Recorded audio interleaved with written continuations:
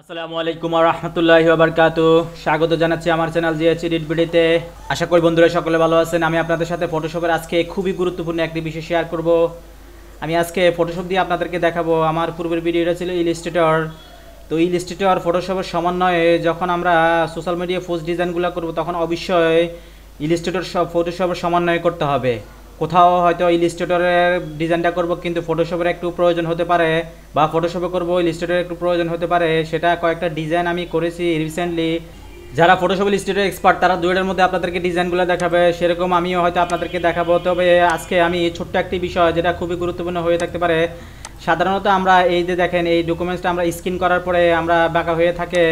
তো এই একটা ডকুমেন্টস ওকে। তো এটা আমরা যখন এখন সোজা করব সাইডের যে জায়গাগুলো থাকবে সেই জায়গাগুলো আপনার কিভাবে আমরা ফিল আপ করবো সেটা আমি আপনাদেরকে খুব ইজিলি খুব সুন্দরভাবে আমি করে দেখাবো। এটাও একটা যেমন এই যে দেখেন সাইডের কালো জায়গাটা এই যে এই সাদা ব্যাকগ্রাউন্ডটা দ্বারা কীভাবে ফিল আপ করবেন খুব সহজে কোনো রকম মোছামুছি ছাড়াই। তো এই ধরনের ইমেজগুলো এটাকে বলা হচ্ছে স্টুডিও ব্যাকড্রপ। এই ধরনের ইমেজগুলো এই যে কালো সাইডগুলো কীভাবে খুব সহজে অনলি ওয়ান ক্লিকে ফিল আপ করবেন সেটা আমি আপনাদেরকে করে দেখাবো। তো আপনাদের নিয়ে করে আমার ছোট্ট একটি রিকোয়েস্ট, যারা আমার চ্যানেলটিকে কেন সাবস্ক্রাইব করেন অবশ্যই সাবস্ক্রাইব করে আমার চ্যানেলের পাশে থাকবেন এবং পাশে থাকা বেল আইকনটি ক্লিক করে দেবেন। যারা ইতিমধ্যে সাবস্ক্রাইব করেছেন তাদেরকে অসংখ্য ধন্যবাদ। ভিডিও দ্বারা কিছু শিখে থাকলে অবশ্যই লাইক করবেন, কমেন্টসে জানাবেন ভিডিওটি কেমন হয়েছে, আপনাদের বন্ধুদের সাথে শেয়ার করবেন। চলুন মূল টপিকসে ফিরে যাই। এটাকে আমি ফিল আপ করবো। জাস্ট আমি এখন দেখেন আমি জাস্ট এইটুকু আমি জাস্ট এটাকে আমি সোজা করব। কিবোর্ড থেকে কন্ট্রোল টি দিয়ে আমার যতটুকু প্রয়োজন আমি সোজা করলাম। সোজা করার পরে আমার জাস্ট যতটুকু দরকার আমি এটাকে কিবোর্ড থেকে মার্কেট টুলটাকে সিলেক্ট করে এভাবে সিলেক্ট করে দেব। যতটুকু আমার ফিল আপ করা প্রয়োজন জাস্ট আমি এভাবে সিলেক্ট করে দেব। শিফট ধরে এই সাইডটাকে আমি সিলেক্ট করে দেব। ওকে, এই সাইডটাকে আমি সিলেক্ট করে দেব। এখন আমি চলে যাব এডিট টু কন্টেন্ট ফিলিয়ার। ওকে, জাস্ট এখানে ওকে দিয়ে দিব। এখানে হয়তো সিলটা চলে আসবে কারণ ওটাকে এটা নিয়ে নেয়। ওকে, দেখলেন তো বন্ধুরা আমার এটা অলরেডি ফিল আপ হয়ে গেছে। এটা যখন এইভাবে সিলগুলো আসবে তখন আপনারা জাস্ট এখান থেকে মার্কেট টুলটাকে সিলেক্ট করে আবার একটু কপি করে নিয়ে জাস্ট আপনারা এখান থেকে এটাকে মুছে দিতে পারেন।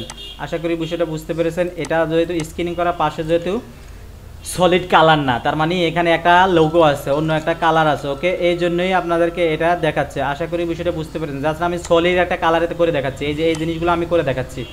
আমি সলিড একটা কালার করে দেখাচ্ছি। জাস্ট এখান থেকে মার্কেট টুলটাকে সিলেক্ট করে আমি এই সাইডটাকে সিলেক্ট করলাম। সেম আমি মার্কেট টুলটাকে সিলেক্ট করে এই সাইডটাকে সিলেক্ট করলাম। সেম আমি শিফট ধরে এই সাইডটাকে সিলেক্ট করলাম। এখন আমি চলে যাব এডিট টু কন্টেন্ট ফিলিয়ার। দেখেন ভেরি ইজি, অনলি ওয়ান ক্লিকে আমার সাইডের কালো ব্যাকগ্রাউন্ডটা আমার ফিল আপ করে নিবে পাশ থেকে। ওকে, তো বন্ধুরা ভিডিও দ্বারা কিছু শিখে থাকলে অবশ্যই লাইক করবেন, কমেন্টসে জানাবেন ভিডিওটি কেমন হয়েছে, আপনাদের বন্ধুদের সাথে শেয়ার করবেন। আর যারা আমার চ্যানেলটাকে এখনও সাবস্ক্রাইব করেন অবশ্যই সাবস্ক্রাইব করে আমার চ্যানেলের পাশে থাকবেন। দেখলেন তো বন্ধুরা, চেষ্টা করি আমার পূর্বের ইমেজ বর্তমান ফিল আপ ইমেজ। ওকে, জাস্ট আমি সেম এটাকে করে এটাও করে দেখাবো। এটা একদম সাদা সলিড কালার। ওকে, সলিড ব্যাকগ্রাউন্ড। জাস্ট এটা আমি একটা কপি করে নিব। ওকে, কপি করে নিয়ে আমি কপি করা ইমেজটাতে কাজ করব। মার্কেট টুলটাকে সিলেক্ট করে জাস্ট এইভাবে সিলেক্ট করব। সিলেক্ট করার পরে শিফট ধরে পাশটাকেও সিলেক্ট করব। সেম আমি এখান থেকে চলে যাব এডিট টু কন্টেন্ট ফিলিয়ার। ওকে, জাস্ট ওকে দিয়ে দিব। জাস্ট ওকে দিয়ে দেবেন আপনারা। ওকে, অনলি ওয়ান ক্লিক।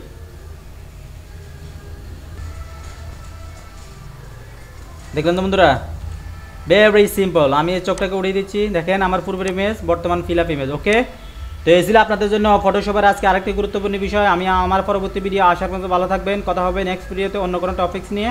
আল্লাহ হাফেজ।